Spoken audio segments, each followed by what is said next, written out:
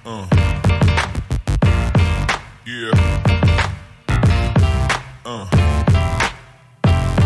yeah, uh, yeah, uh. Ya, jadi karena minggu lalu kita udah selesai belajar tentang fungsi-fungsi, sekarang kita bakal belajar tentang ya inti dari kalkulusnya. Kita mulai dari limit. Limit. Limit ini sebenarnya esensi paling pentingnya kalkulus. Jadi, kalkulus kan kayak yang orang lihat itu utamanya nanti tentang turunan, kemudian integral. Nah, dua hal tersebut itu sebenarnya adalah mulanya dari limit. Jadi limit itu sebenarnya penting, tapi kalau misalkan lagi mengerjakan soal-soal fisika, limit ini kita hanya sekedar tahu konsepnya, tapi nggak perlu tahu sampai ah, mungkin basic yang formalnya, itu nggak perlu. Kenapa? Karena formalnya itu agak ribet untuk definisi limit dan nggak terlalu dipakai gitu. Yang penting paham esensinya. Jadi limit itu membahas apa? Dia itu membahas tentang bagaimana si suatu fungsi itu ke nilai terapa gitu, nilai tertentu atau dia sifatnya bakal seperti apa jika X-nya mendekati suatu nilai tertentu.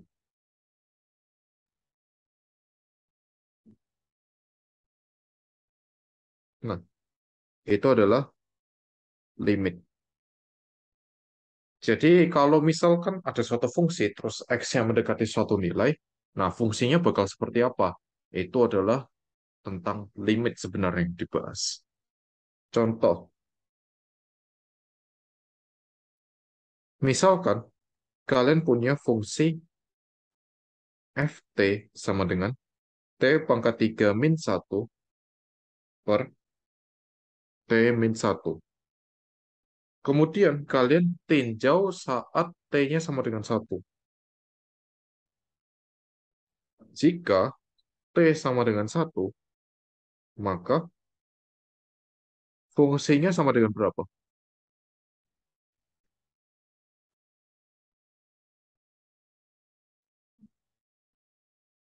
Jika t-nya sama dengan 1, fungsinya bakal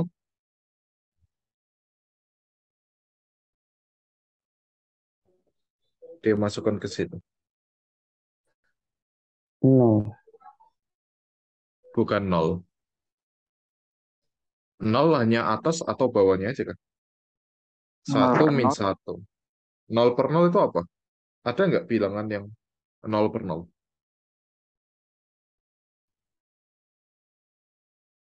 Gak ada. Nol per nol disebut bilangan yang tidak terdefinisi. Nggak ada. Nggak ada bilangan nol per nol. Kenapa? Nol per nol itu berapa? Soalnya kalau misalkan kamu 5, bisa aja. Nol sama dengan nol dikali 5. Benar. Nol per nol sama dengan 10. Ya, 10 dikali nol ya tetap nol. Jadi bilangan berapa nol per nol? Ya, nggak tahu kita. Tidak terdefinisi makanya namanya. Nah, kalau tidak terdefinisi, itu kayak gimana? Fungsinya itu bakal bolong. Jadi, ini tuh nanti bentuknya kayak fungsi kuadrat, tapi bolong di sini. Dt sama dengan 1. Jadi dia bolong atau berlubang karena tidak ada nilainya di sana. Tapi kalau diperhatikan, kalau kita dekati dari kiri, dari ya, T sama dengan 1, jadi 0,9, 0,99, dan seterusnya, sampai mendekati 1, atau dari atas, dari kanan, dari 1,1, 1,01, 1,001, dan seterusnya, maka nilai fungsinya itu akan mendekati suatu nilai. Nah, inilah limit. Berapa nilai ini gitu. Itu yang kita pengen cari. Jadi, notasinya itu ada kayak gini. Limit T mendekati 1 dari T pangkat 3 min 1 per T min 1 sama dengan limit T mendekati 1 dari T min 1 dikali T kuadrat plus T plus 1 dibagi T min 1. Nah, ini bisa dicoret. Ya, seakan bisa dicoret sih memang.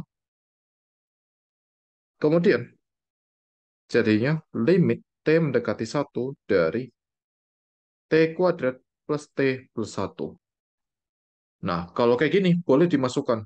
1 tambah 1 tambah 1 sama dengan 3. Jadi, nilai yang ini, yang tadi tanda tanya, itu sebenarnya adalah 3. Ada limitnya, tapi tidak ada fungsinya. Ya, jadi perhatikan bahwa limit T mendekati 1 dari T pangkat 3 min 1 per T min 1 itu tidak sama dengan F1. Atau ini boleh diganti juga FT. Nah, kayak gitu. Jadi limitnya itu tidak sama dengan nilai fungsinya. Ya. Dan perhatikan juga tentang ini. FT yang tadinya itu T pangkat 3 min 1 per T min 1 itu tidak sama dengan fungsi yang kita bagi tadi. T kuadrat plus T plus 1. Walaupun mereka kelihatannya kayak sama, karena ini aku bagi, tapi mereka beda. Bedanya apa? Yang ini,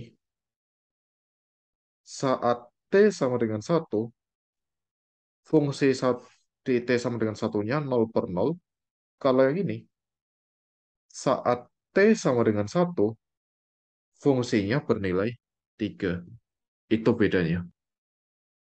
Atau bisa kita buat juga di grafik. Kayak ini. Misalkan fx sama dengan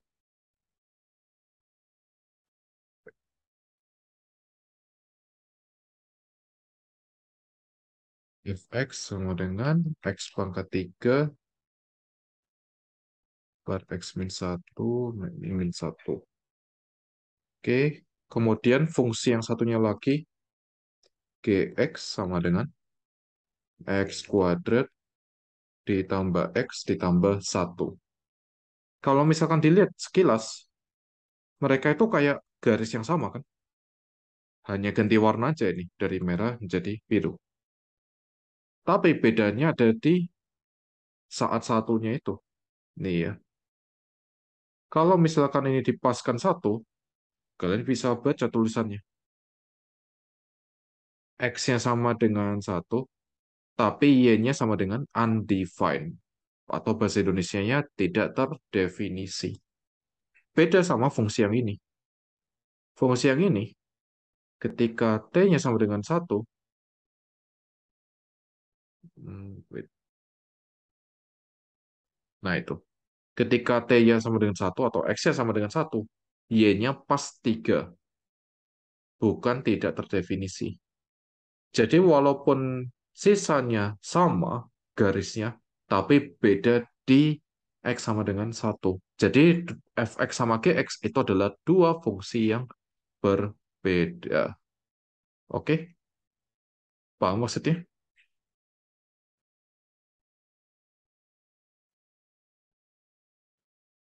Ada yang mau tanyakan barusan?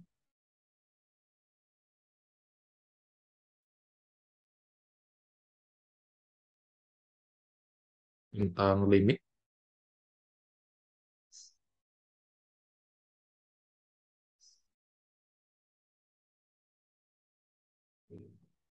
Nggak ada.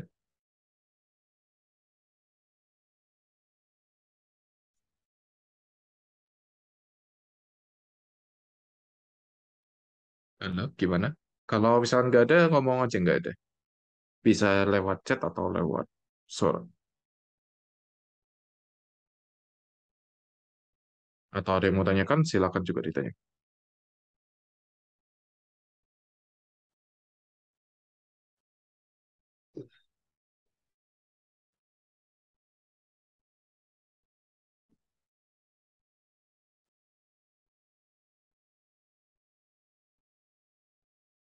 Bagaimana? Nggak ada?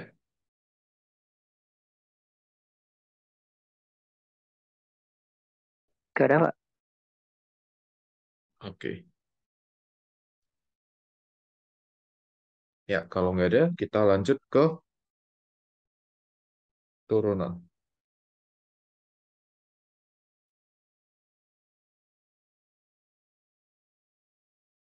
Oke, turunan. Jadi, turunan itu apa? Turunan ini nanti melibatkan konsep limit. Kalau definisi turunan itu sendiri, dia itu adalah laju perubahan suatu fungsi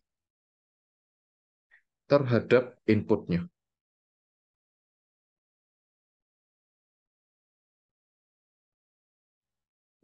Itu adalah turunan.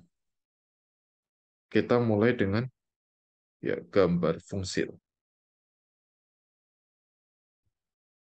Misal, itu X, ini Y, kemudian kalian punya fungsi yang bentuknya kayak gini.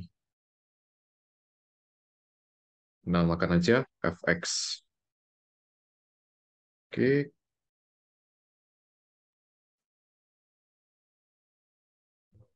nah perhatikan bahwa x ini adalah inputnya, kemudian y adalah outputnya. Kemudian kalian ingin tinjau perubahan fungsi. Perubahan fungsi. Nah, perubahan fungsi ini tuh kita udah dengar sebelumnya di salah satu jenis fungsi. Fungsi apa itu? Di mana perubahannya itu jadi salah satu parameter di fungsinya. Di pertemuan minggu lalu. Masih ingat? Fungsi apa itu?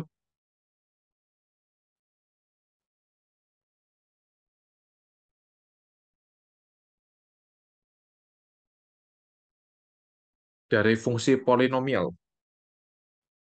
Kira-kira fungsi orde berapa?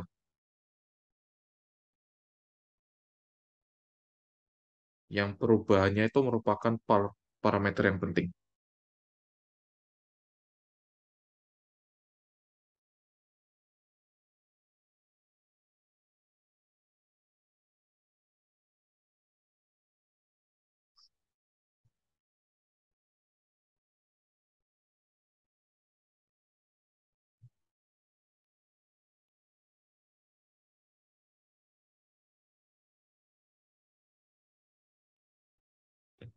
Gimana?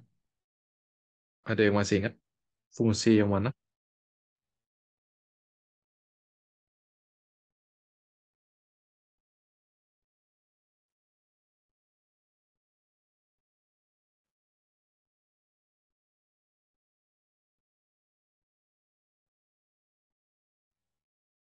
Fungsi yang mana ini? Yang tentang perubahannya sangat penting.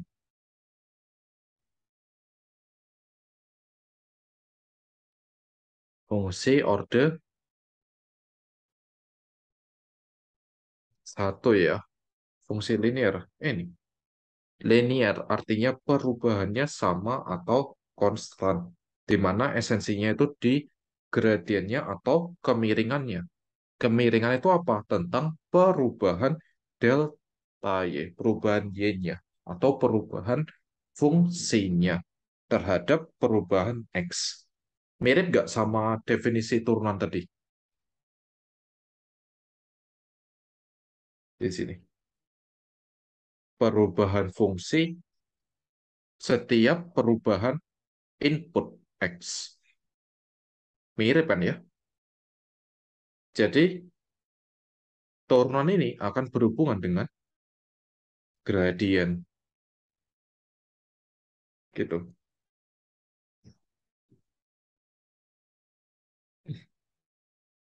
Misalkan kalian punya suatu titik X1, Y1, kemudian kalian mau lihat berapa perubahannya di sini ketika X2, Y2. Maka cara yang kalian lakukan adalah tarik garis antara dua titik tersebut, kemudian hitung berapa delta X sama delta Y-nya.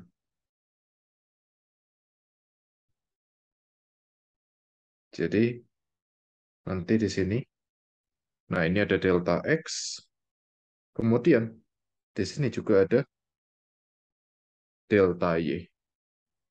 Terus gradiennya nanti sama dengan berapa?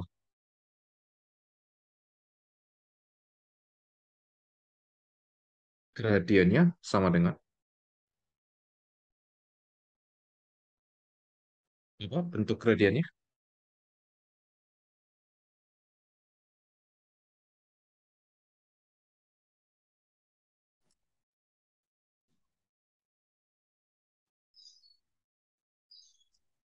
M sama dengan, Delta Y per delta X. ya benar, delta Y per delta X.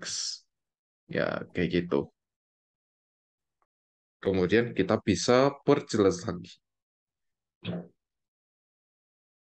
M sama dengan delta Y per delta X sama dengan Y2 min Y1 per X2 min X1.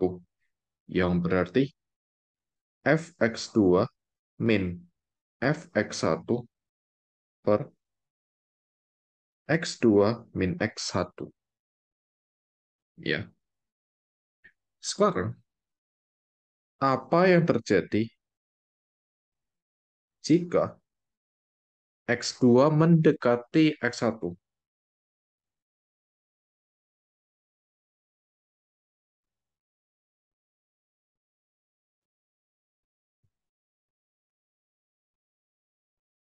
Gimana? Garis birunya bakal kayak gimana itu? Garis ini.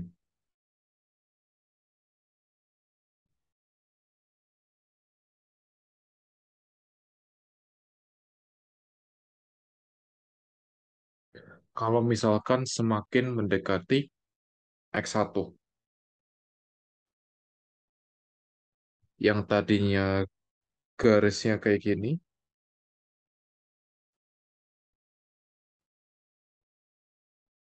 kemudian X2-nya mendekati X1, ke sini mendekatinya.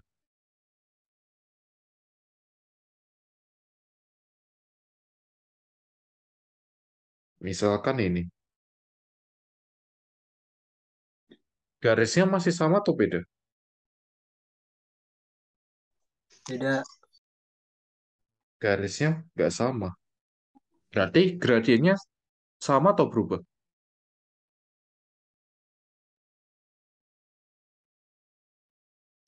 Berubah. Gradiennya berubah. Nah, itu dia. Jadi di situ bakal ada perubahan gradien. Nah, ini ya. Semakin ke sini, gradiennya berubah. Berubahnya kalau misalkan untuk gambar ini ya, untuk kasus ini. Semakin positif atau semakin negatif?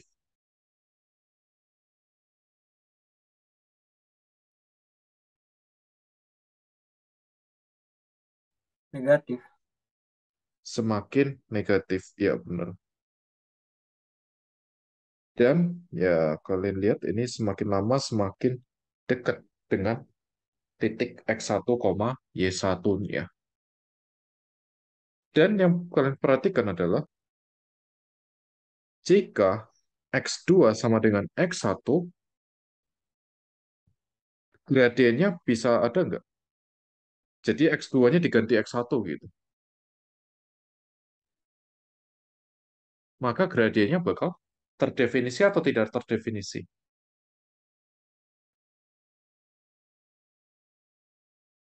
Tidak. Tidak terdefinisi.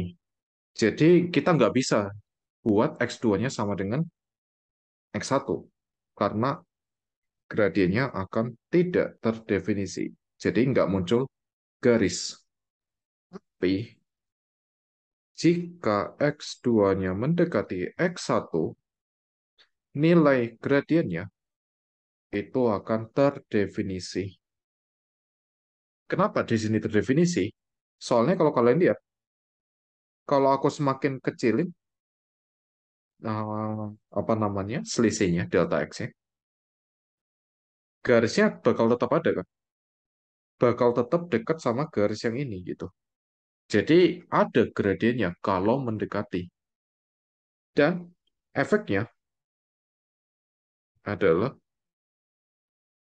kalau sudah benar-benar mendekati X1, si garisnya itu bakal membentuk garis apa?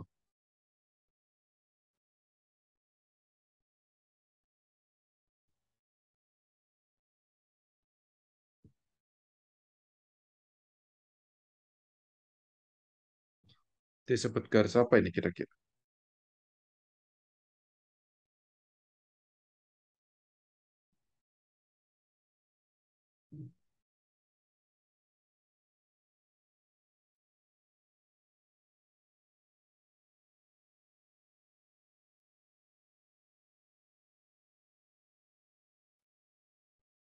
Ada yang tahu nama garis ini apa? Garis apa gitu?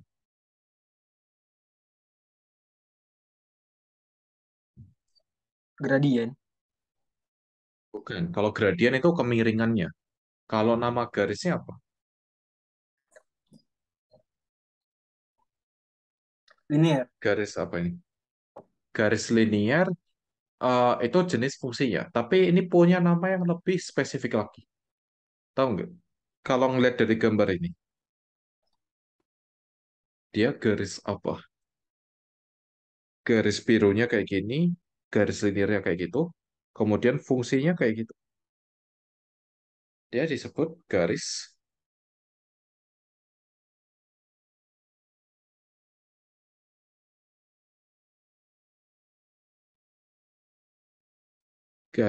singgung. Ya,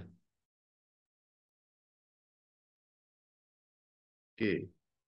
Ya, sorry, barusan kayaknya ada gangguan. Oke, balik lagi.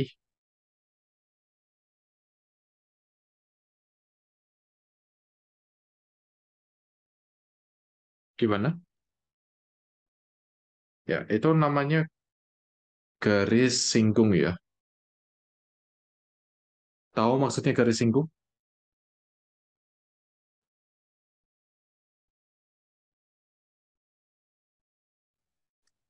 Kalian Garis yang paham menyinggung? potongan. Potongan? Bukan. Yang menyinggung lah. Menyinggung itu kayak gimana? Menyentuh kena. Definisi menyinggung.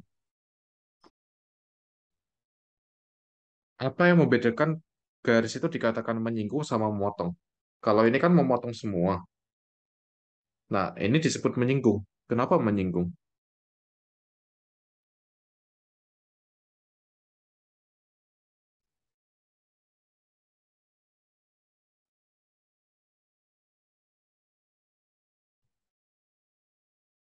Gimana?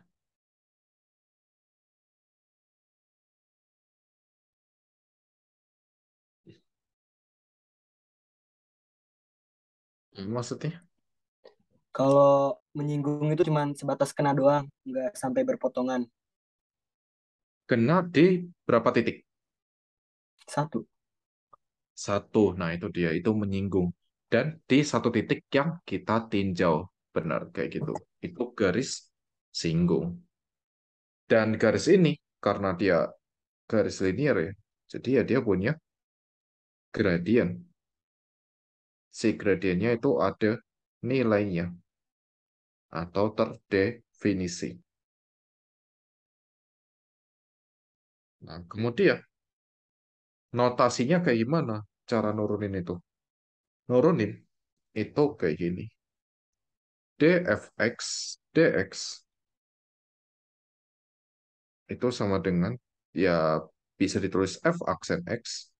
Definisi formalnya adalah karena dia itu gradien, jadi limit mendekati nol dari, nah yang ini. Kita ganti x2 itu adalah x plus h. Jadi ini nanti f x plus h min fx per h. Nah, ini adalah notasi formalnya turunan.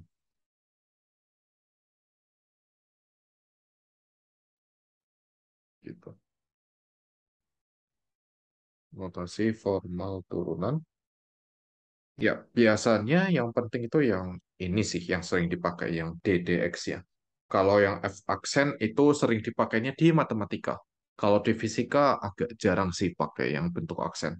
Tapi ya good to know gitu. Kayak oke kalau kalian tahu. Seperti itu. Kemudian, nah sedikit penjelasan tentang masalah notasi. Jadi di sini kan ada D. D. D itu kalau di kalkulus artinya menunjukkan sesuatu yang sangat kecil, perubahan yang sangat kecil. Itu adalah D. Hmm. Sekecil apa? Ya, terserah. Yang penting sangat kecil. Contoh, contoh bilangan yang sangat kecil. Itu bisa 10 pangkat min 12. Kalau misalkan masih 0,1 itu nggak kecil, itu lumayan besar sebenarnya. Nah, kalau 10 pangkat min 12 itu bisa dibilang kecil sebenarnya. Kemudian, jika delta, nah kalau delta itu versi besarnya dari D. Jadi ini perubahannya agak besar.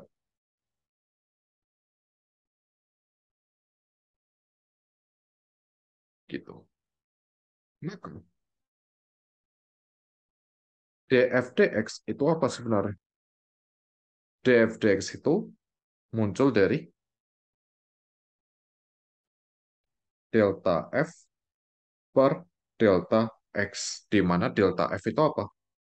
Delta y per delta x atau gradien. Jadi df/dx itu menunjukkan gradien. Berarti kalau kalian melihat turunan, turunan itu apa? Di grafik ya nih ya.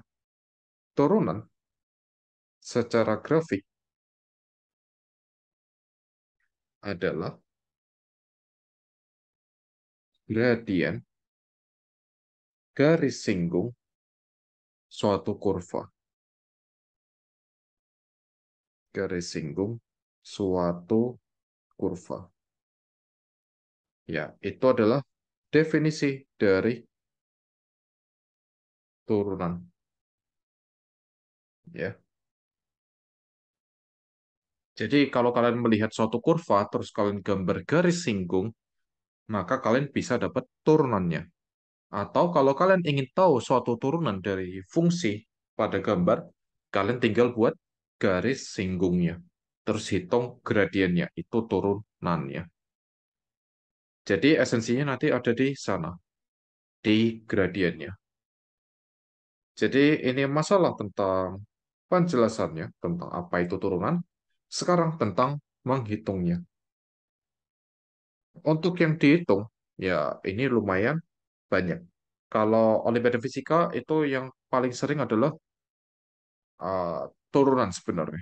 Kalau misalkan di apa ya namanya, masih tahap kota sampai tahap provinsi itu seringnya turunan. Kalau integral itu banyaknya nanti di nasional. Oke, kita mulai dari yang perlu dihafalkan. Yang perlu dihafalkan sebenarnya turunan itu sedikit. Pertama, turunan fungsi polinomial x pangkat n, yaitu nx pangkat n min 1, kemudian sin x, yaitu cos x, dan turunan dari cos x adalah min sin x. Nah, ini aja yang perlu dihafal. Sisanya nggak butuh sebenarnya. Nggak perlu dihafalkan karena kalian bisa hitung sendiri. Dan juga untuk ya menghemat memori kalian. Jadi memori kalian lebih banyak digunakan untuk ya untuk menyelesaikan persoalan-persoalan yang lebih ke ide-idenya aja, bukan untuk hafalannya. Seperti itu. Karena yang dihafalkan hanya sedikit, jadi nanti yang penting adalah bagaimana cara kalian menggunakan aturan-aturan yang ada. Jadi di sini aku bakal jelasin tentang aturan untuk turunan. Ya, aturannya ada beberapa. Pertama, itu ada aturan penjumlahan dan pengurangan. Oke, untuk aturan penjumlahan dan pengurangan, itu nanti misalkan kalian punya fx sama dengan ux plus minus vx, maka turunannya adalah f aksen. Ya langsung aja f aksen sama dengan u aksen plus minus v aksen. Jadi tinggal turunin aja, kemudian dijumlah atau dikurang. Contoh, kalian punya suatu fungsi. Fungsinya adalah x pangkat 4 ditambah sin x. Berarti turunannya berapa?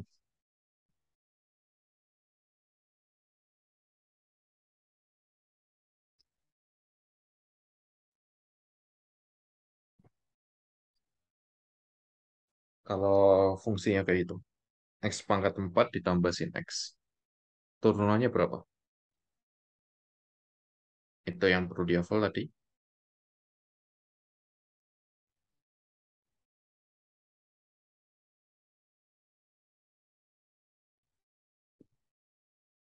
Jadi berapa turunannya?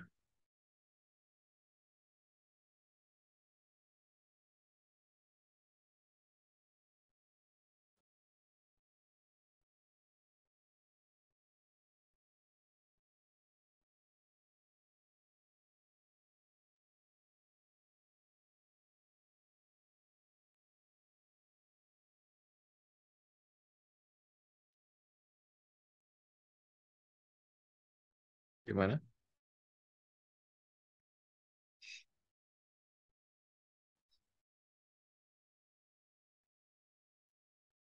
Ada yang bisa?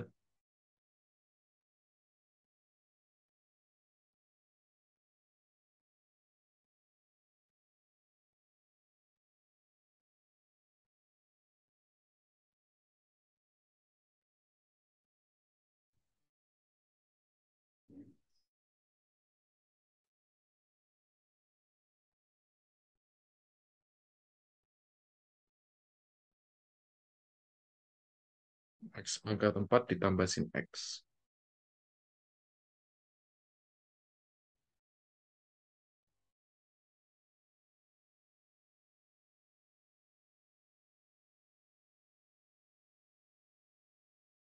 Kalau pakai ini, kan X pangkat 4. Berarti kan sama kayak yang itu. Hasilnya jadi berapa turunannya?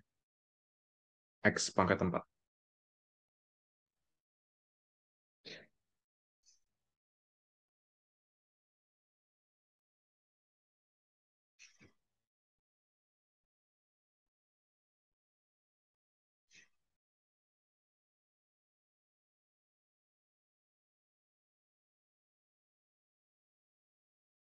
Berapa turunannya? X pangkat 4 dijadikan sini, masukin ke rumus ini, jadi apa turunannya?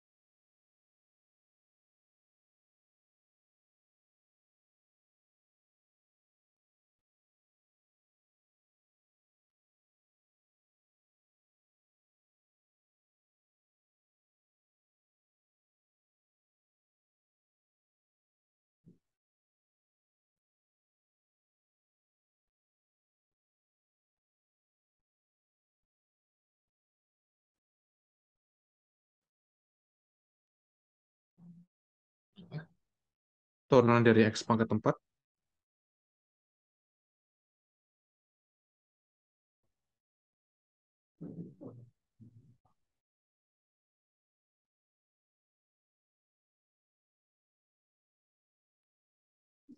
NX min 3. berapa? Sorry, tadi agak kurang jelas.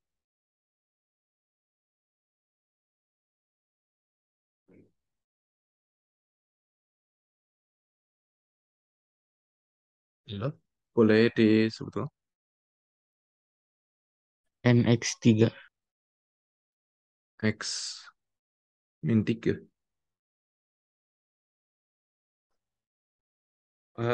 Agak kurang jelas suaranya tadi. Gimana? Atau coba diketik mungkin. X3.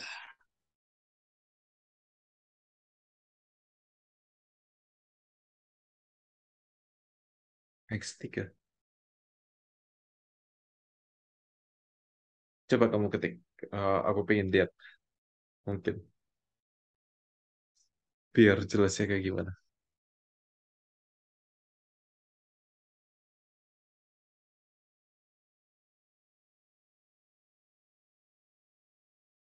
X3.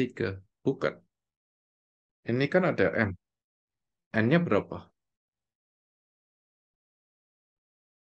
N-nya sama dengan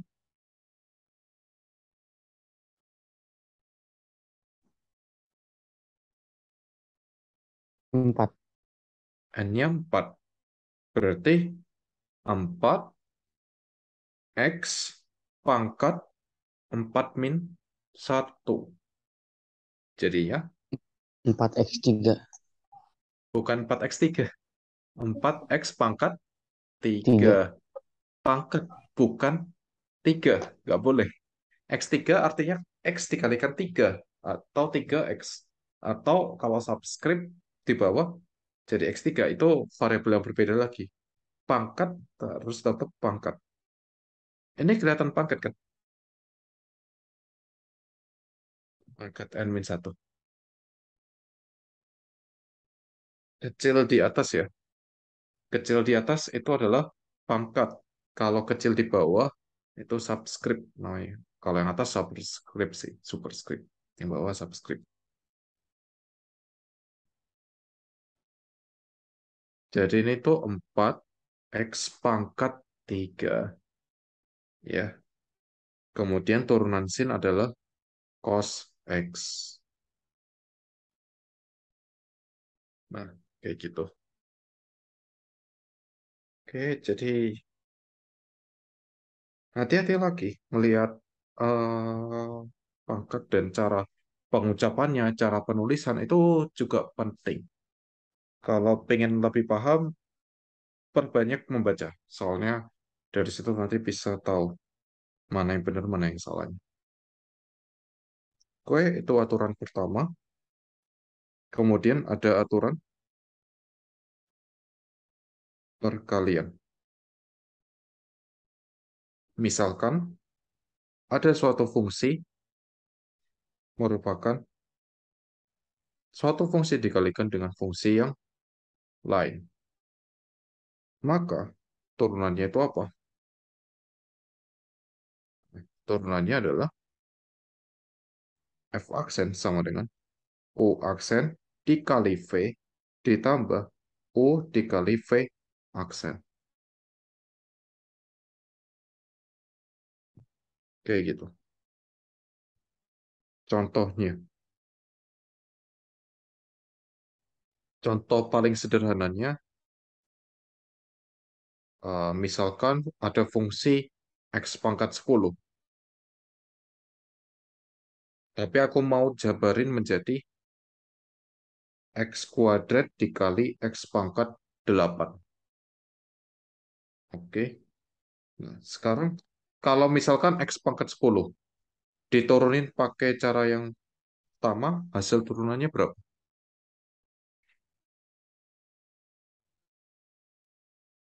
Pakai cara ini.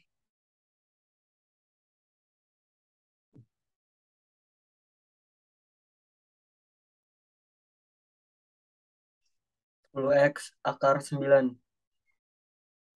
10X 10x terus pangkat 9. pangkat 9. Ya, benar. 10X pangkat 9, kita cek apakah sama nggak jawabannya.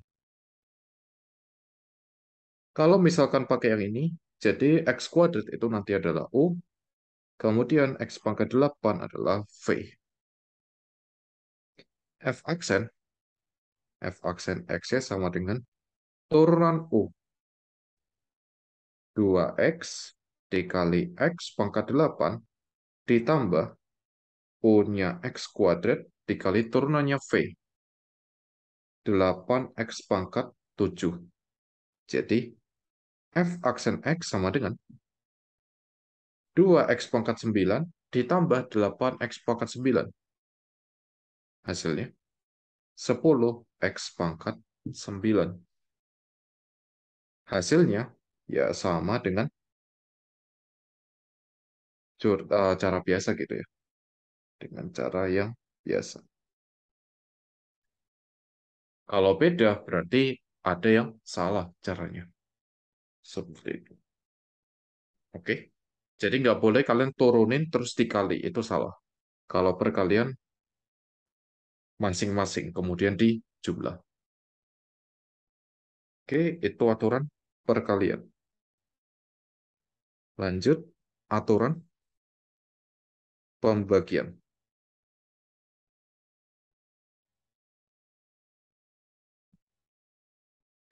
Aturan pembagian itu sebenarnya diturunkan dari perkalian. Jadi kalau tahu aturan perkalian, sebenarnya pembagian itu sama aja. Misalkan ada fungsi U dibagi fungsi V. Nah, ini bentuk turunannya yang paling ribet sebenarnya. F aksen itu sama dengan U aksen dikali V min U dikali V aksen per V kuadrat. Nah, ini adalah F aksen. Jadi kalau kalian mau membuktikannya, butuh aturan perkalian dan satu lagi sebenarnya, yaitu aturan rantai. Nah, tapi itu kita nggak lakukan di sini. Kita langsung masuk ke contohnya aja. Contoh, misal kalian punya fungsi tan X. Ya, tan kita belum buat kayak apa turunannya. Soalnya tadi di sini hanya ada sin sama cos. Tapi perhatikan, tan itu bisa dipecah menjadi sin dan cos, yaitu sin X per cos X. Ya, itu adalah jabaran dari tan. Maka ini sinnya itu U, cosnya itu V misalkan. Kemudian kita turunkan. F aksen X sama dengan turunnya U, turunan sin, yaitu cos X dikali cos X V-nya, dikurangi U-nya sin X, turunannya cos X adalah min sin X dibagi V kuadrat cos kuadrat X. Jadi, F aksen X sama dengan cos kuadrat X ditambah sin kuadrat X per cos kuadrat X. Cos kuadrat ditambah sin kuadrat sama dengan berapa? 1. 1, ya benar. Jadi, nanti turunan dari fungsi tan itu adalah 1 per cos kuadrat X atau secant kuadrat X. Ya, jadi ya kadang-kadang ada orang yang udah hafal langsung secant kuadrat, ada yang belum hafal. Kalau yang belum hafal bisa langsung turun aja pakai aturan pembagian. Lanjut, yang keempat. Nah, ini aturan yang paling sering dipakai, yaitu aturan rantai. Aturan rantai ini tuh berguna untuk fungsi di dalam fungsi. Untuk fungsi di dalam fungsi. Seberapa banyak fungsi di dalam fungsinya? Bebas. Yang penting fungsi di dalam fungsi. Jadi, misal kalian punya fungsi fx yang merupakan u fungsi v, v-nya fungsi x. Ya, jadi ini bacanya u fungsi terhadap v dan v itu adalah fungsi terhadap x. Gimana nuruninnya? Nah, ini agak masalah. Kita mau turunin df dx. Yang berarti kan kita mau du dx. Jadi di sini ada masalah. Masalahnya adalah u bukan fungsi terhadap x. Karena u bukan fungsi terhadap x. Jadi kita lanjutkan. df dx itu sama dengan, ya ini kita turunin du terhadap v, kemudian kita kalikan dv dx. Nah, dv-nya itu seakan-akan bisa dicoret, tapi sebenarnya enggak. Jadi kita turunin u terhadap v, kemudian kita kalikan v terhadap x. Nah, inilah rantainya. Kita buat contohnya aja langsung. Contoh, misalkan kalian mau nurunin fungsi yang ribet gitu ya. Fx sama dengan x plus 1, tapi pangkat 100. Ada nggak bentuk yang dihafalan yang sama dengan di sini? X plus 1 pangkat 100. Ada nggak yang sama dengan tiga bentuk utama ini?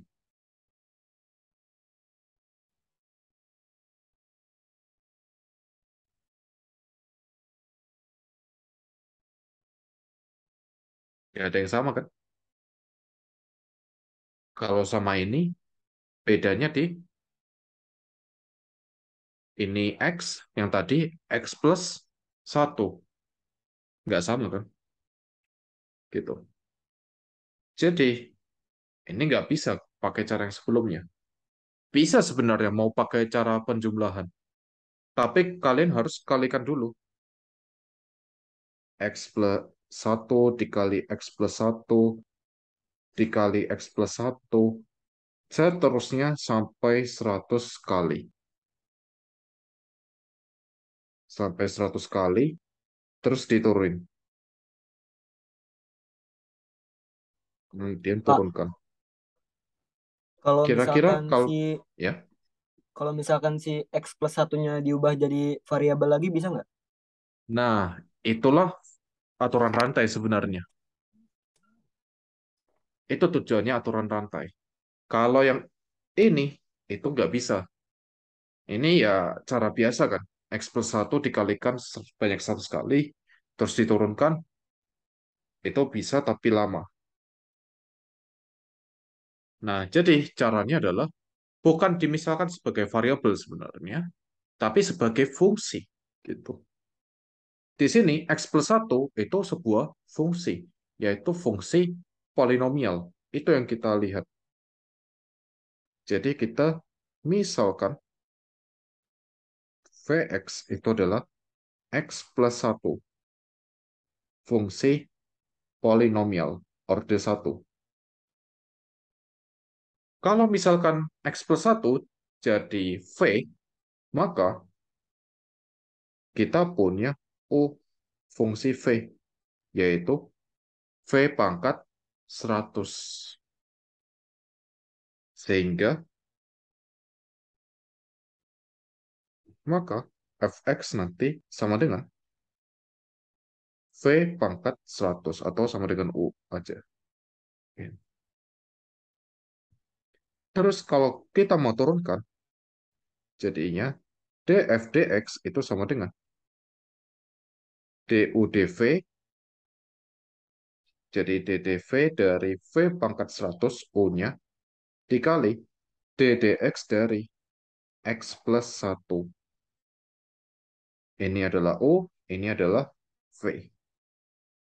Turunin df dx sama dengan V pangkat 100 diturunkan jadi 100 V pangkat 99 dikali X plus 1 diturunin adalah 1.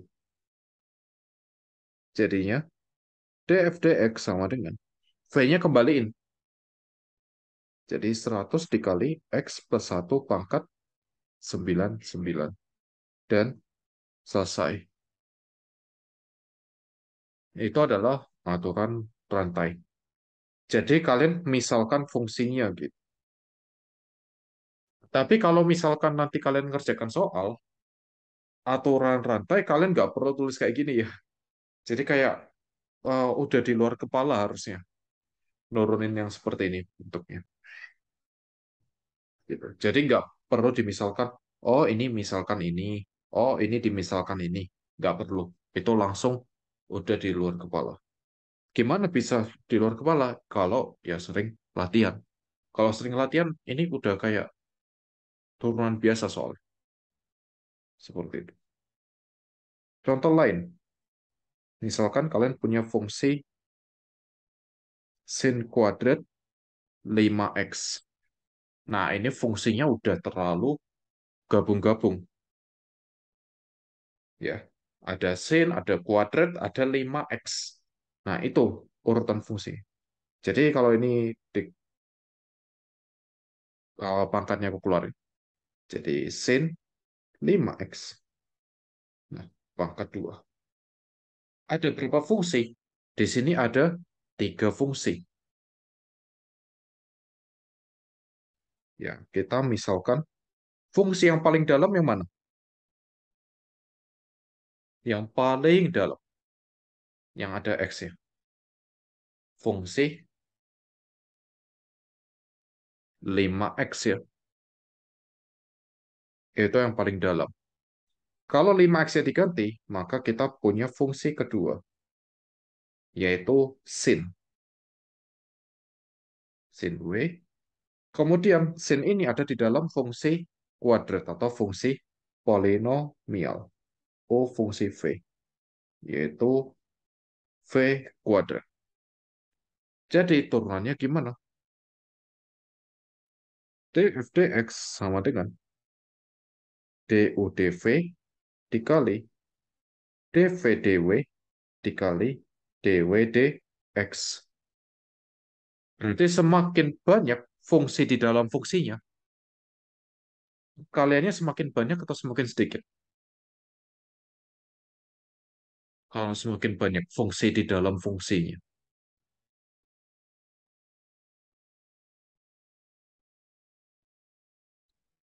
Kaliannya semakin banyak atau semakin sedikit?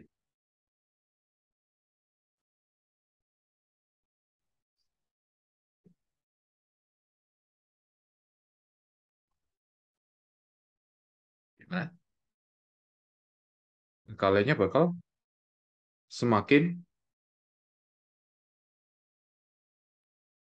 banyak ya, atau semakin panjang. Ini bakal semakin panjang perkaliannya. Makanya disebut aturan rantai. Karena ya semakin lama semakin banyak gitu.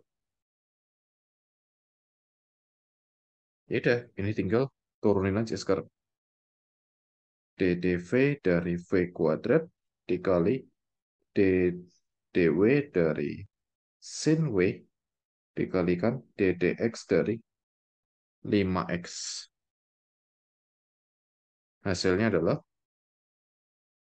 2V dikali cos W dikali 5. Masukkan jadi 10 V. V itu adalah sin W atau sin 5X. Cos W. W itu adalah 5X. Nah, itu adalah turunannya. 10 sin 5X dikali cos 5X. Bisa disederhanakan, tapi kayak gini aja udah cukup. Ini kalau misalkan kalian udah terbiasa dengan aturan rantai, kalau kalian lihat fx sama dengan sin kuadrat 5x, turunannya kayak gimana? Oh, fungsi yang paling luarnya pangkat 2, polinomial. Turunin dulu. 2 sin 5x. Fungsi turunan polinomialnya. Yang ini, 2v. Kemudian, fungsi keduanya apa? Sin. Berarti turunan sin. Turunan sin apa? Oh, cos. Cos 5x. Kemudian fungsi yang paling dalamnya mana? 5x. Turunan 5x berapa? 5. Hasilnya jadi 10 sin 5x cos 5x. Nah, itu kalau udah terbiasa dengan aturan rantai. Oke ya. Dan satu lagi. Sebenarnya bukan aturan, tapi lebih ke turunan implisit. Jadi turunan implisit ini biasanya digunakan untuk persamaan-persamaan yang susah, kompleks gitu.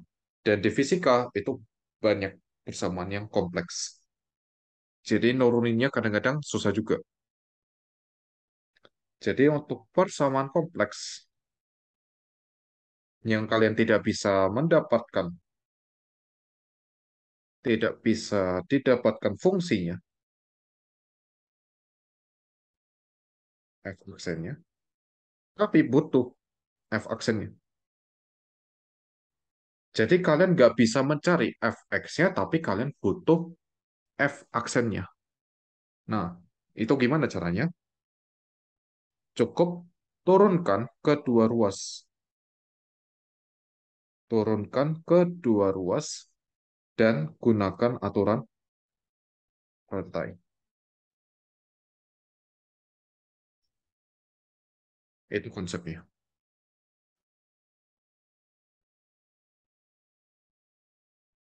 Ya. Jadi turunan implisit itu kayak gitu. Turunkan kedua ruas, kemudian gunakan aturan rantai. Contoh, misalkan kalian punya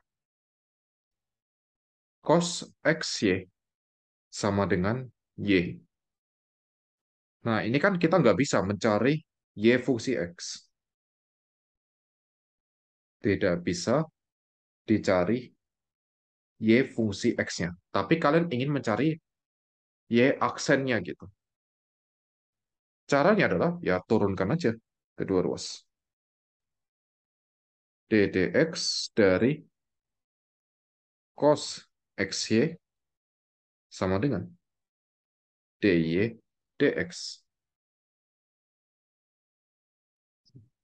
Nah, turunannya apa? Turunan yang kiri.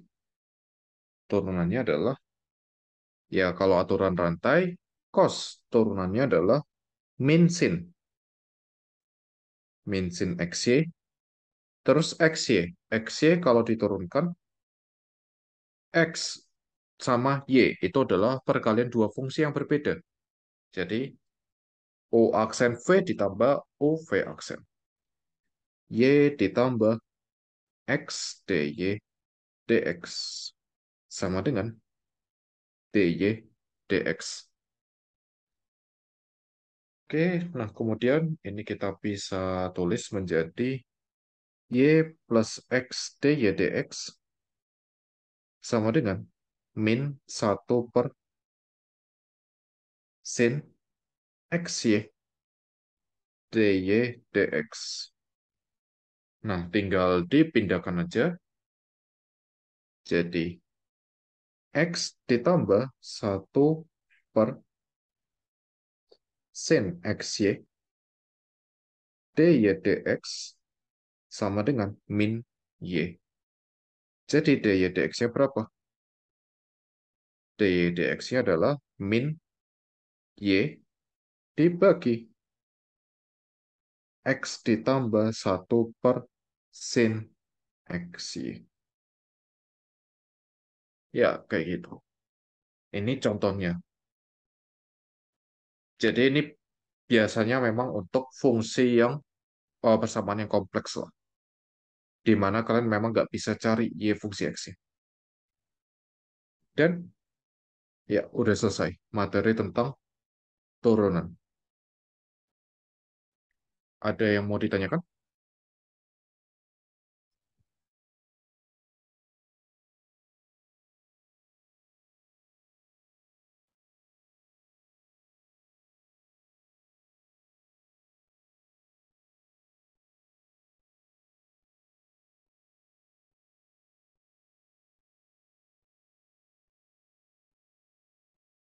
Gimana? Ada yang mau ditanyakan?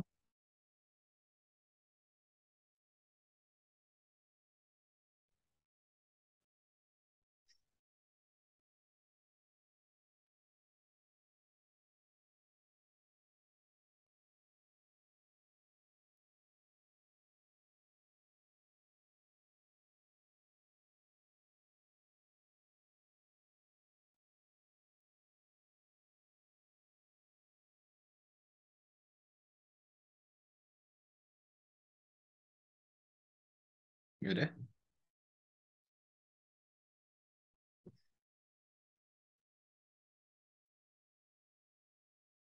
Kalau nggak ada, kita lanjut ya ke aplikasi turunan. Aplikasi turunan. Jadi, turunan itu ya kita bakal maknai dia tentang phasesnya apa gitu. Ya, jadi kita mulai dari makna turunan lagi. Misalkan kalian punya df dx. Df dx itu apa? Cara bacanya. Dia itu adalah laju perubahan fungsi terhadap x. Nah, bagian mana yang menunjukkan mana gitu ya. Jadi di sini d, dd itu menunjukkan tentang laju perubahan. Oke, itu menunjukkan laju perubahan. Laju perubahannya siapa? Laju perubahannya fungsi f. Gitu. Kemudian terhadap siapa? Terhadap x. Itu adalah cara membaca turunan. Contohnya, kalian misalkan punya kecepatan. Apa sih definisi kecepatan? Yang kalian tahu apa definisi kecepatan?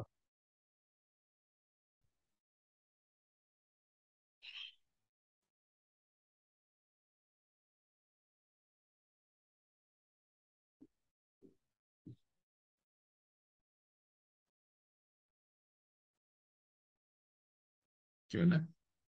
Yang kalian tahu apa definisi kecepatan itu? Kecepatan yang di fisika.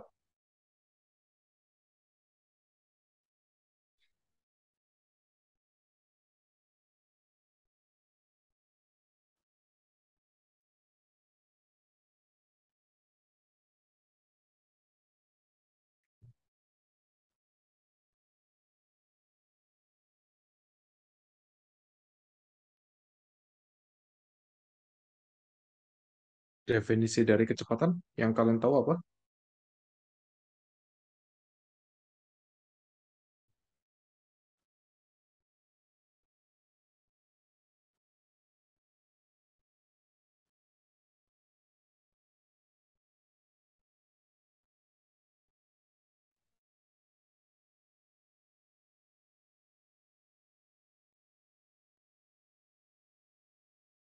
Halo. Kalau menurut kalian definisi kecepatan apa?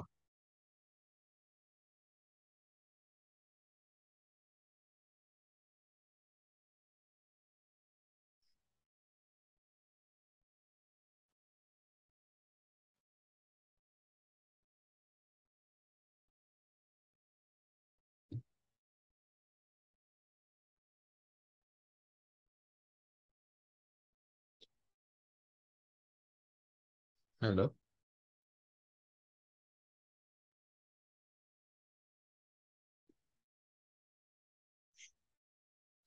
Kecepatan. Atau kalau nggak tahu nggak apa-apa. Kalau misal nggak tahu.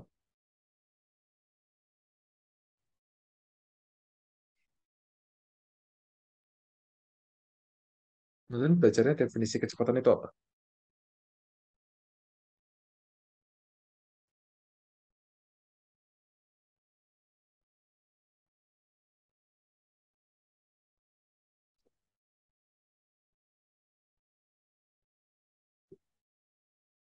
Halo, masih di sini semua?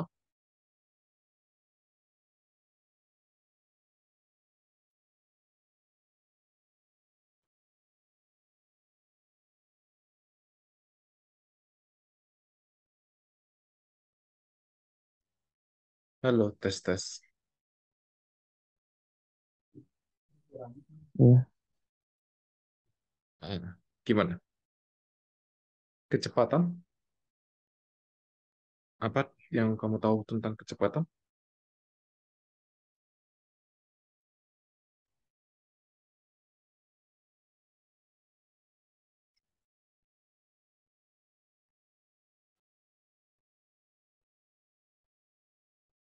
Definisi dari kecepatan.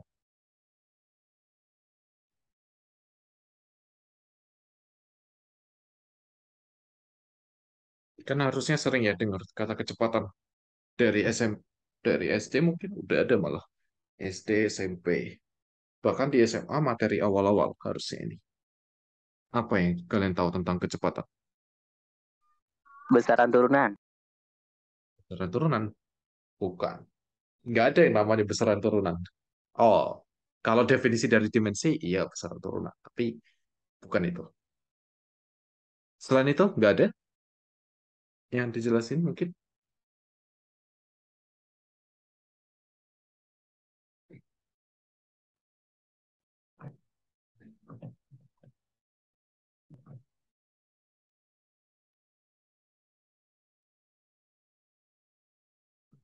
Nggak ada.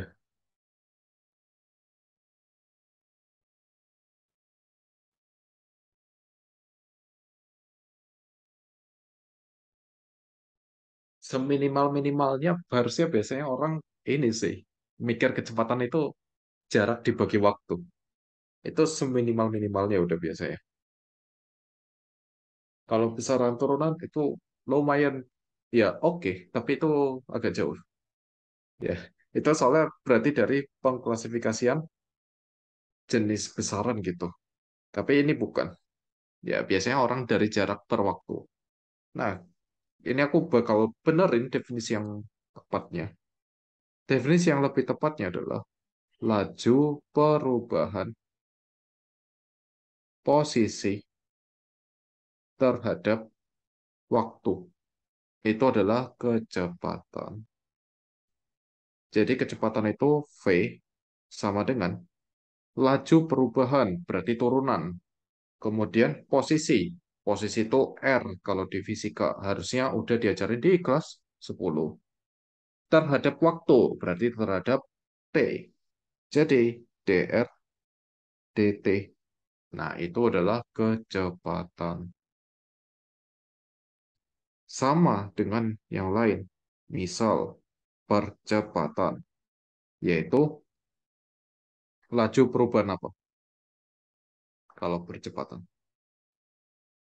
Laju perubahan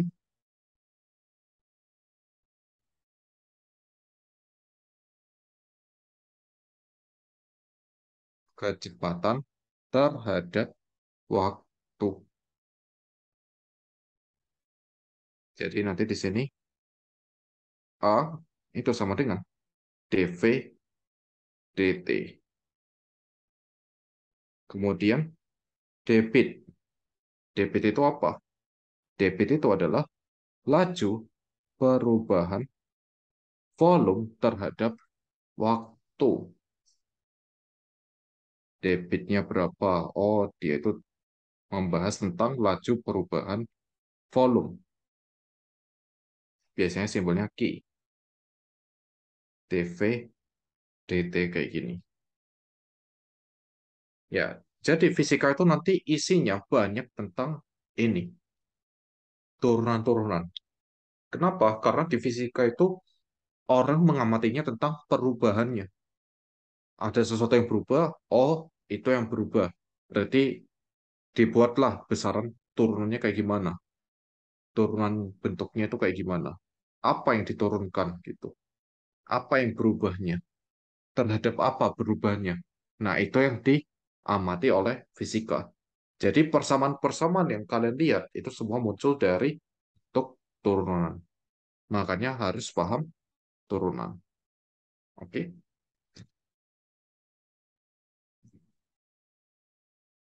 Lanjut. Ada satu aplikasi lagi yang penting, yaitu tentang optimasi. Jadi, mencari nilai minimum atau maksimum.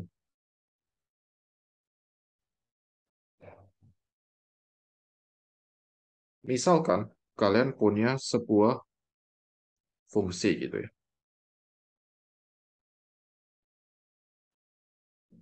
Nah, fungsinya kayak gini.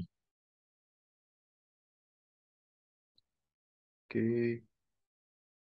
Kemudian, kalau kalian lihat sekilas, maka titik puncak itu yang mana? Ini. Kemudian titik yang minimumnya yang ini. Itu sekilas. Nah, ini kita sebut dengan titik maksimum lokal. Dan ini adalah titik minimum lokal. Kenapa ada kata lokalnya? Karena dia bukan maksimum atau minimum yang seutuhnya dari fungsinya itu. Misal, aku tandai sama dua garis biru ini. Oke.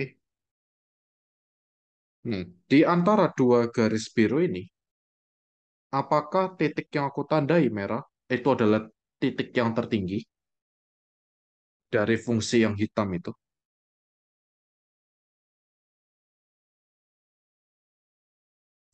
Tidak. Tidak. Bukan. Benar. Ini kan lebih tinggi. Jadi dia itu bukan yang maksimum global gitu. Sama. Dia juga yang titik ini itu bukan yang paling rendah. Kenapa? Karena ini lebih rendah lagi. Makanya ada kata-kata lokal.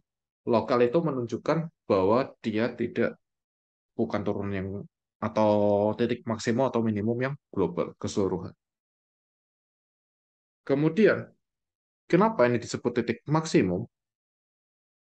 Kita bisa lihat dari gradiennya. Sebelumnya, ini gradiennya bakal positif atau negatif? Yang biru itu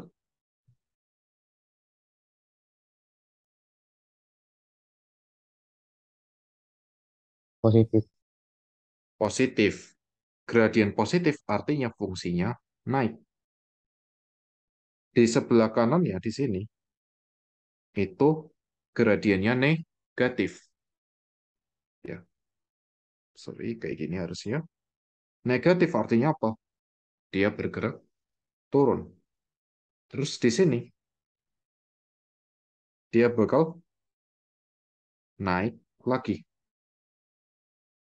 Nah, kayak gitu. Nah, sekarang antara gradien positif ke gradien negatif pasti melewati gradien yang besarnya berapa?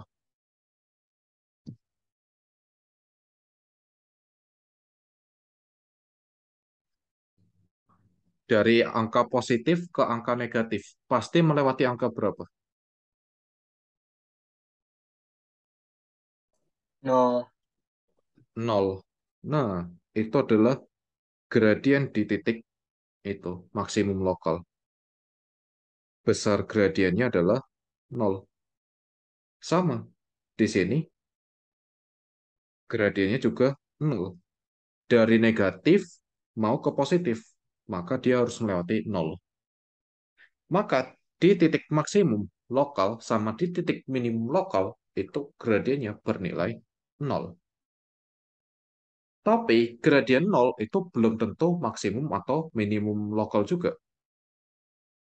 Nah, misalkan ada fungsi fx sama dengan x pangkat 3.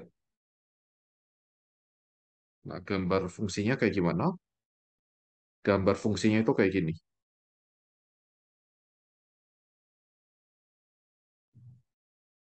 Sekarang kita coba cari di mana turunannya sama dengan 0.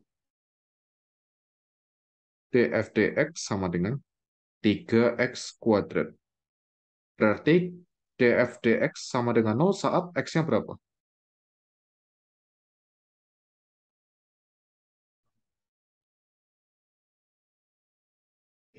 df dx sama dengan 3x kuadrat. Maka df dx sama dengan 0 saat 0. saat 0. Ya, benar.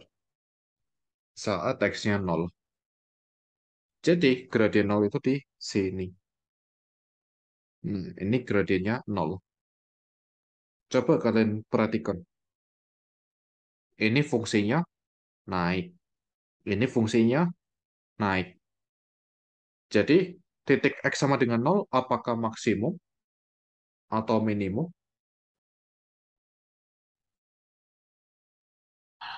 Minimum. Bukan ya jadinya. Bukan maksimum atau minimum lokal. Nah, jadi itu ada banyak kemungkinan di sana turunan sama dengan 0. Kalau misalkan dirangkum, ya ini harusnya materi SMA.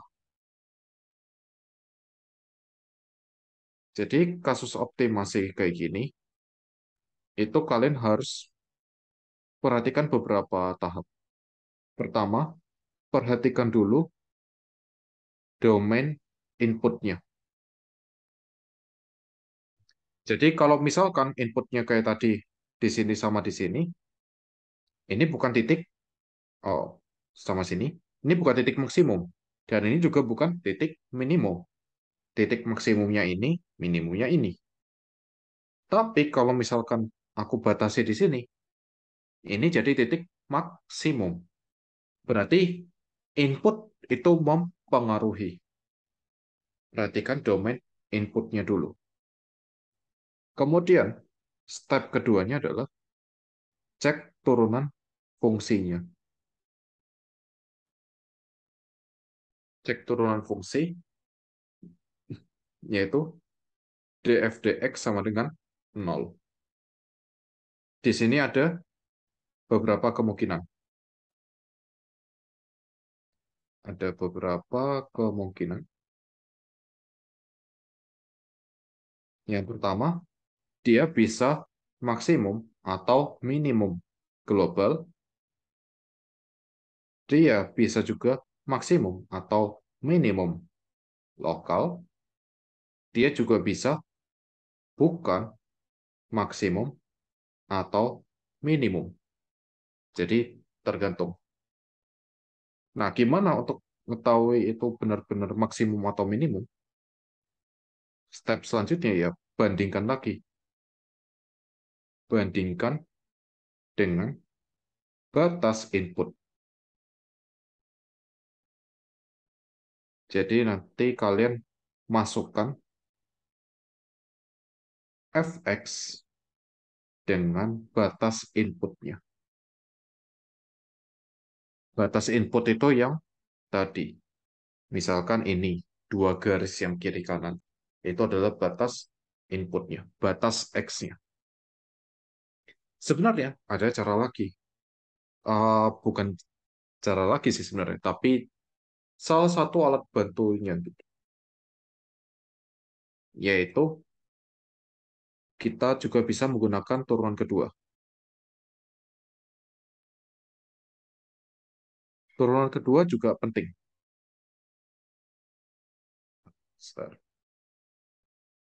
Cek turunan kedua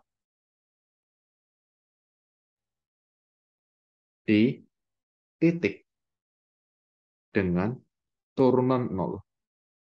df dx sama dengan 0. Kenapa? Karena dia bisa memberitahu sesuatu.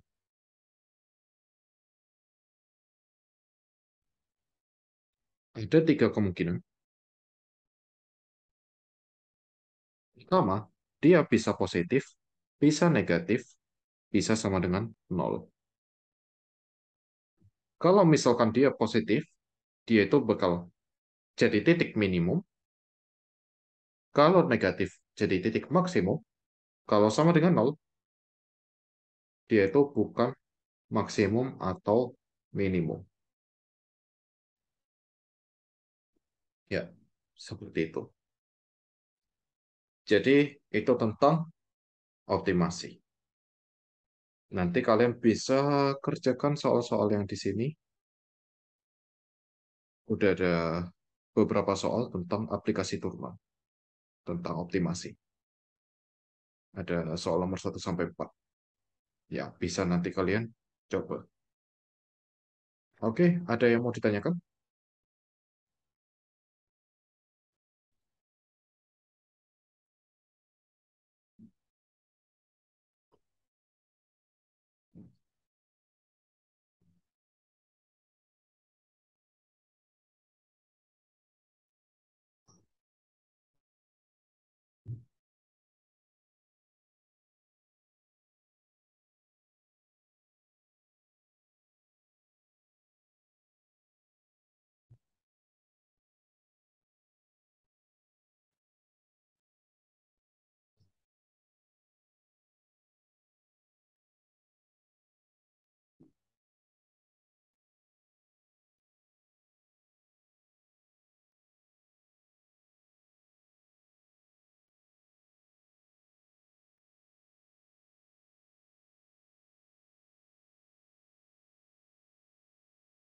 Oke, kalau misalkan nggak ada, kita lanjut ke materi terakhir kalkulus, yaitu integral.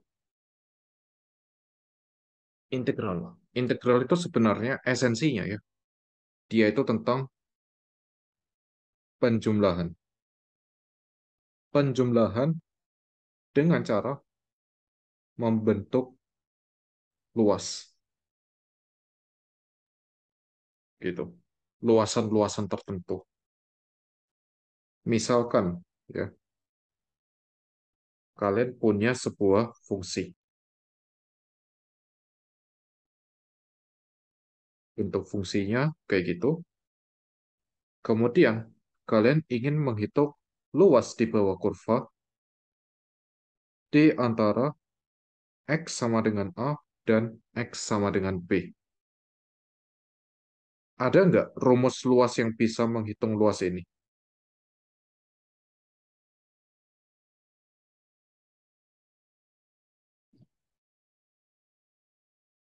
Ada nggak kira-kira? Enggak. Nggak ada. Nah itu. Jadi nggak ada bentuk rumus untuk luas yang fungsinya aneh-aneh kayak gini. Yang bisa kita hitung ya bentuk persegi panjang, trapesium, segitiga, yang kayak gitu-gitu yang bisa kita hitung. Nah, ini sama. Jadi, caranya gimana orang zaman dulu ngitungnya? Dengan cara, ya dibagi-bagi. Jadi, kita bagi-bagi dengan persegi panjang. Kayak gini.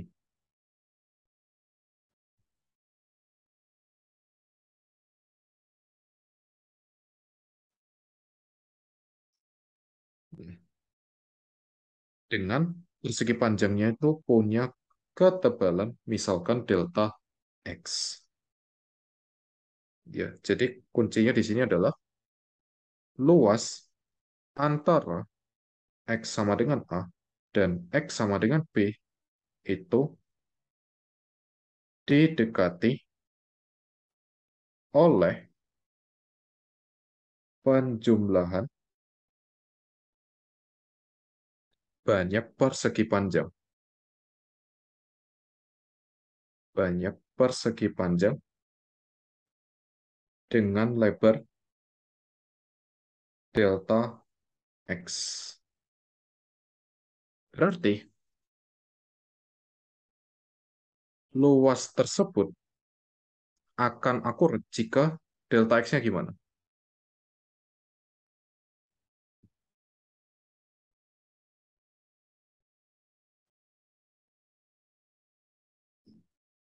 Delta X-nya semakin besar atau semakin kecil kira-kira? Biar semakin akurat.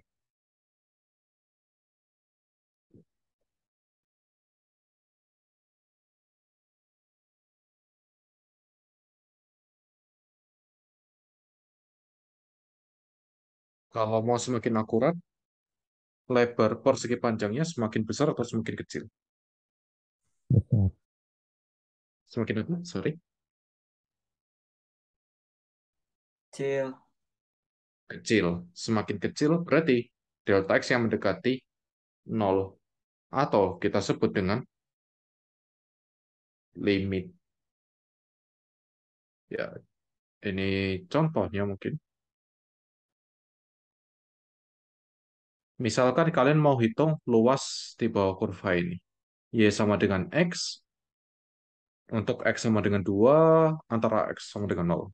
0 sama 2. Ini kan membentuk segitiga. Abaikan yang warna hijaunya.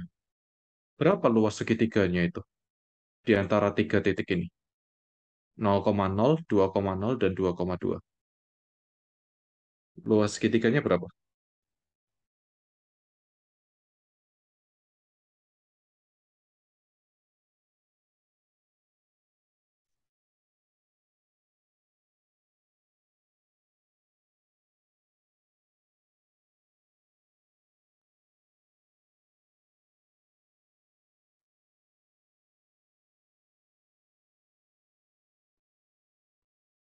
Berapa luas segitiganya?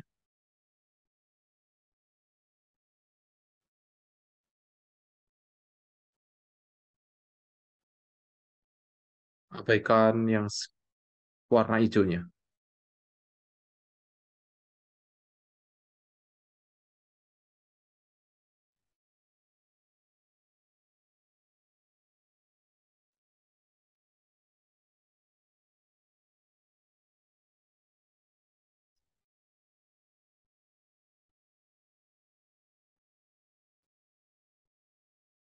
Iya. Berapa luas segitiganya? Antara 0,0, 2,2, sama 2,0 ini. Luas segitiganya.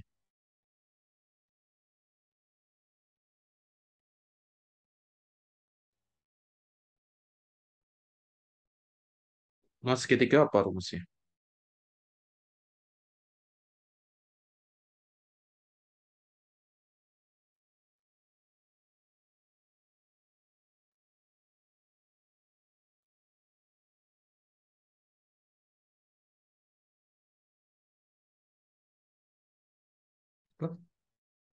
Halo, S.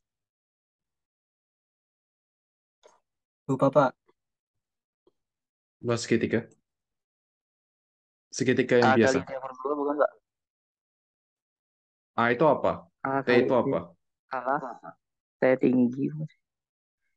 Nah, oke. Alasnya berapa, tingginya berapa?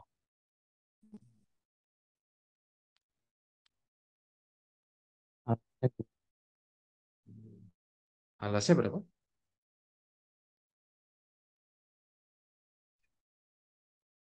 Dua. 2. Tingginya berapa? Dua.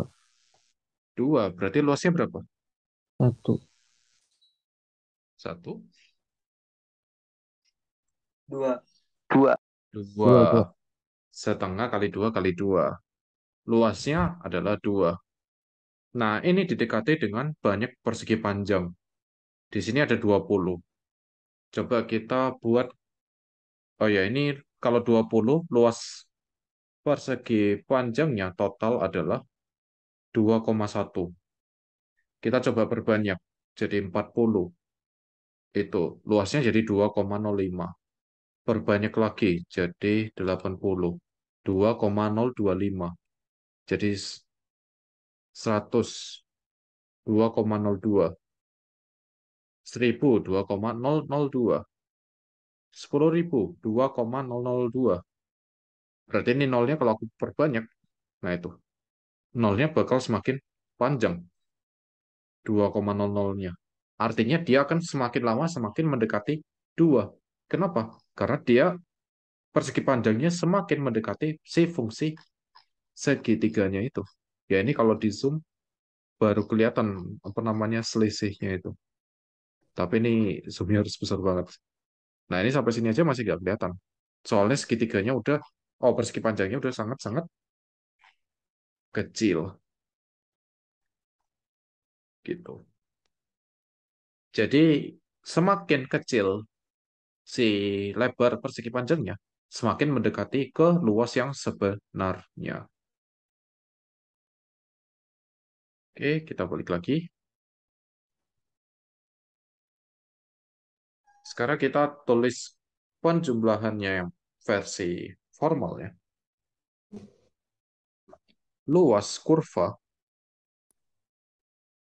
antara X sama dengan A dan X sama dengan B adalah luas sama dengan integral dari A sampai B fx dx ya dengan, jadi di sini itu integral itu adalah notasi untuk penjumlahan ini dari A ke B, kemudian fx itu sebenarnya adalah panjang dari persegi panjangnya, sorry, dan dx itu adalah lebar dari persegi panjang. Jadi integral fx dx itu ngomong tentang penjumlahan luas dari persegi panjang dengan panjangnya fx, lebarnya dx. Ingat, dx itu apa? Perubahan x yang sangat kecil atau mendekati 0. Integral itu juga sering disebut sebagai anti turunan. Ya, ini adalah konsep kalkulus sih. Anti turunan. Di mana anti itu menunjukkan tentang kebalikan. Jadi kebalikannya turunan. Dan sama seperti turunan, berarti ada yang perlu dihafal. Yang perlu dihafal mirip sama yang turunan. Integral x pangkat n dx itu adalah 1 per n plus 1 x pangkat n plus 1. Kalau kalian turunin, kembali ke x pangkat n itu. Integral sin x dx adalah min cos x. Terus, integral cos x dx adalah sin x. Itu yang perlu dihafal. Tapi masalahnya adalah integral itu lebih susah daripada turunan. Ada banyak fungsi yang nggak bisa diintegral dengan tangan gitu. Jadi pakai aturan apapun itu nggak bisa. Ada fungsi-fungsi yang kayak gitu. Jadi harus pakai komputer misalkan. Karena jadi integral itu bisa sangat kompleks. Makanya di sini itu ada banyak teknik. Berhubung integral itu banyak keluarnya D, tingkat nasional. Jadi kalau kalian mau belajar tentang teknik-teknik integral, kalian harus belajar sendiri dulu. Gitu. Ya, sebelum nanti di nasional mungkin baru bisa belajar sama pengajarnya kayak gitu. Biasanya anak-anak ya belajarnya sendiri, mandiri. Karena kalau misalkan dari pengajar ya nggak mungkin dijelasin semua tentang teknik integral. Teknik integral itu sangat-sangat banyak. Bahkan bisa nggak terduga gitu cara integralnya. Makanya di sini harus banyak baca buku dan latihan. Buku dan latihan. Contohnya ya, misalkan. Contoh teknik-tekniknya. Yang paling sering itu teknik substitusi namanya. Misalkan kalian mau integral 3x plus 1 pangkat 100. Kan nggak mungkin ini kalian kalikan 100 kali, kemudian baru diintegral. Susah. Jadi, kalau pakai cara substitusi, itu kita buat pemisalan fungsi. Misal, U sama dengan 3x plus 1. Terus, du dx-nya sama dengan 3. Jadi, dx sama dengan sepertiga du. Ya, ini bisa diubah. Integral 3x plus 1 pangkat 100 dx sama dengan integral 3x plus 1 jadi U pangkat 100, dx-nya jadi sepertiga du. Maka ini jadi sepertiga integral U pangkat 100 du. Nah, ini baru bisa pakai yang hafalan tadi. Seper n plus 1. Yaitu 1 per 101 U pangkat 101. Nah, kemudian ditambah C, jangan lupa. Konstanta. Maka ini jadi 1/303 3x plus 1 pangkat 101 plus C. Nah, itu adalah hasil integralnya. Nggak perlu satu-satu jadinya. Contoh lain. Integral x pangkat 3 akar x kuadrat plus 1 dx. Di dalam ada x kuadrat plus 1, di luar ada x pangkat 3. Nggak nyampur. Nah, ini sama, pakai substitusi. Misal U-nya itu x kuadrat plus 1. Jadi du dx-nya sama dengan 2x. Atau bisa kita tulis x dx itu sama dengan setengah du. Ya. Jadi ini harusnya bisa kita ubah. Integral x pangkat 3 akar x kuadrat plus 1 dx sama dengan integral x kuadrat dikali akar x kuadrat plus 1 x dx. X kuadrat plus 1-nya udah ada, x dx-nya udah ada, nah x kuadratnya yang belum ada. X kuadrat itu kita lihat dari sini. X kuadrat adalah U min 1. Jadi ini kita ubah menjadi integral U kuadrat min 1 dikali akar U dikali setengah du. Atau setengah integral, oh sorry, ini bukan U kuadrat, U aja.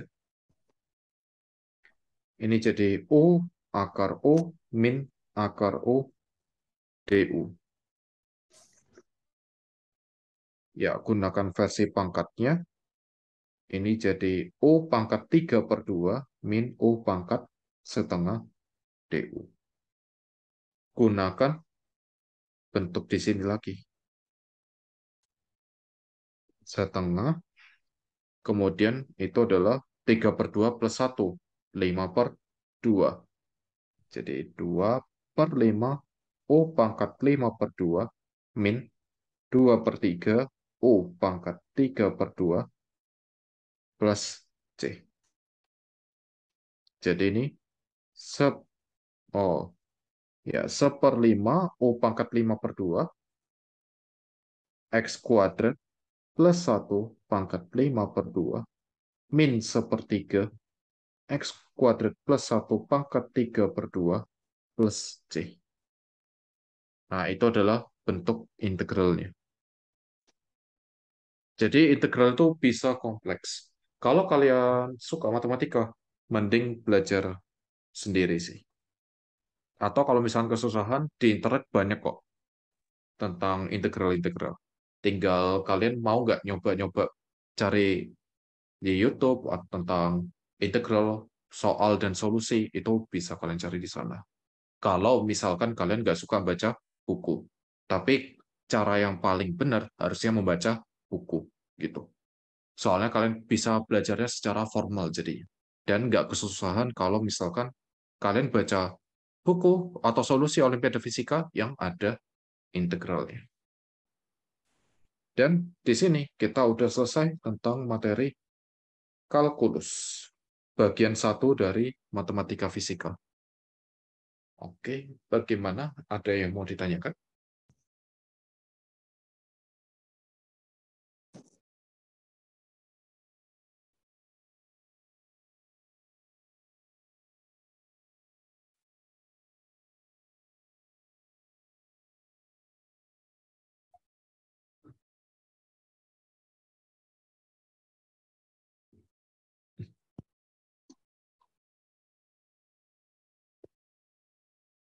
Ada yang mau tanyakan?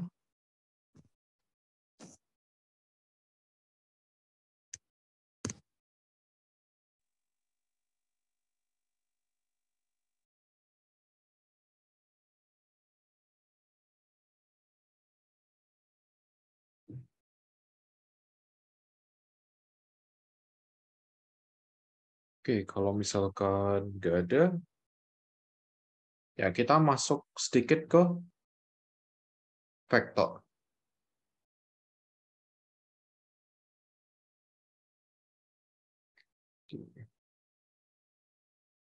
Vektor. Jadi vektor itu apa sebenarnya? Ya, vektor itu bisa kita bilang sebagai suatu objek. Nggak harus besaran, kita bisa bilang dia objek aja. Suatu objek yang memiliki besar dan arah. Atau sebenarnya dia objek yang tersusun dari beberapa angka yang disusun. Disusunnya mendatar atau ke bawah vertikal dalam bentuk kolom, terserah. Nah, itu adalah vektor. Dan di fisika itu banyak nanti besaran-besaran yang menggunakan konsep vektor ini. Gitu. Nah, yang pertama tentang cara penulisan. Cara menuliskan vektor itu ada beberapa dan semuanya valid, boleh dipakai. Tergantung kalian baca buku yang mana, itu yang dipakai. Jadi nggak terlalu masalah kok, masalah penulisan. Tapi setidaknya kalian tahu orang-orang itu cara menuliskannya gimana secara umum. Ada yang menuliskannya bentuknya kayak gini. AX I topi plus AYJ topi plus AZ K topi. Ada juga yang nulisnya AX X topi, AYY topi, AZ Z topi. Ada juga yang bentuk pakai baris, jadi AX, AY, AZ. Dan ada yang bentuknya kolom, jadi AX, AY, AZ. Dan semuanya sama aja. Jadi tergantung kalian sukanya pakai yang mana, itu yang kalian pakai. Kemudian representasi vektor. Vektor itu biasanya digambarkan sebagai bentuk apa?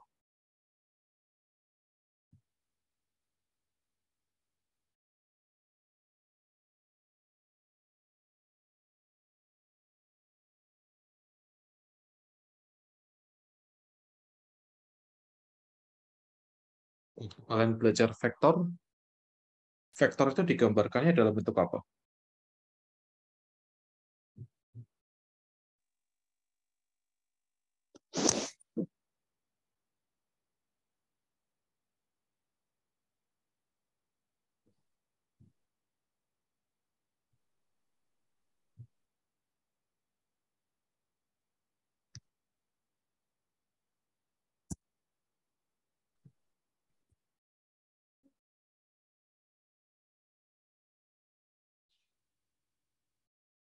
Gimana? Biasanya vektor digambarkan dalam bentuk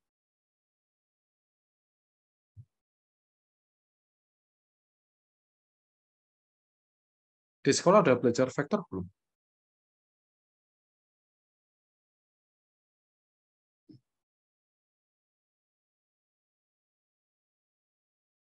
Udah.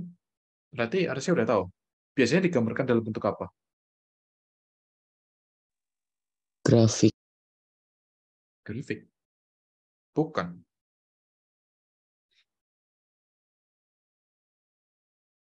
Bukan grafik. Grafik itu kan yang kayak gini. Ini grafik. Ini grafik. Ada sumbu Y, ada sumbu X-nya gitu. Dan biasanya fungsi data itu kita gambarkan dengan grafik.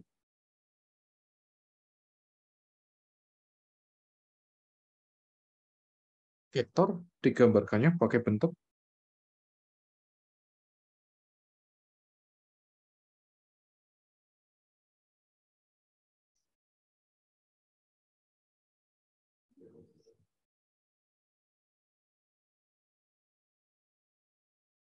bentuk apa?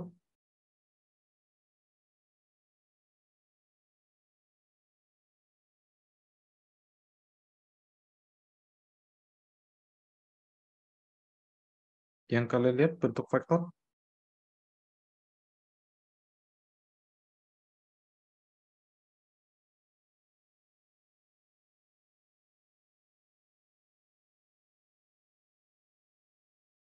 Apa ini?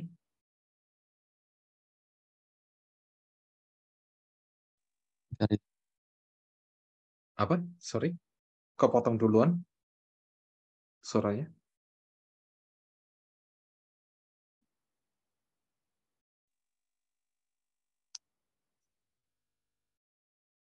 Bentuk apa?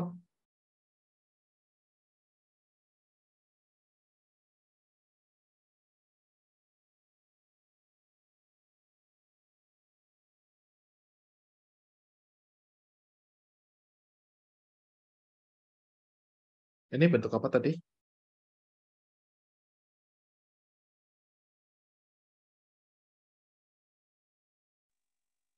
Kecepatan.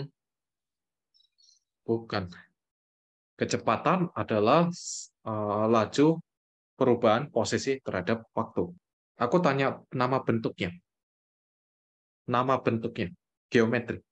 Ya, bukan geometri aja sih. Di kehidupan nyata juga ini ada bentuknya. Bentuk apa itu namanya?